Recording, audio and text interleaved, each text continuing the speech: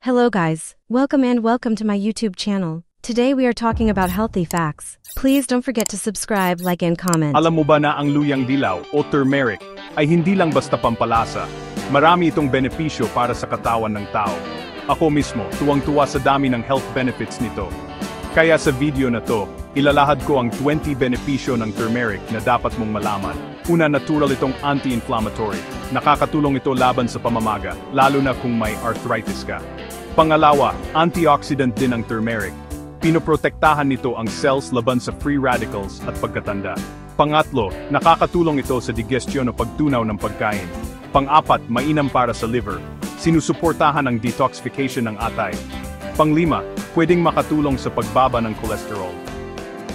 Pang-anim, tumutulong laban sa heart disease. Pinapababa nito ang inflammation at cholesterol.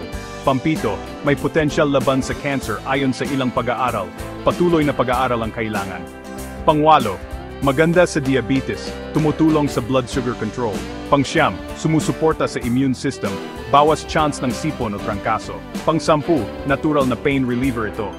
Para sa rayuma, subukan ng turmeric tea. Panglabing-isa, nakakatulong sa brain health. Pwedeng makatulong sa memory at iwas Alzheimer's. Panglabindalawa, mainam sa balat. Nakakatulong sa acne at iba pang skin problems. Panglabintatlo, nakakabawas ng stress at anxiety.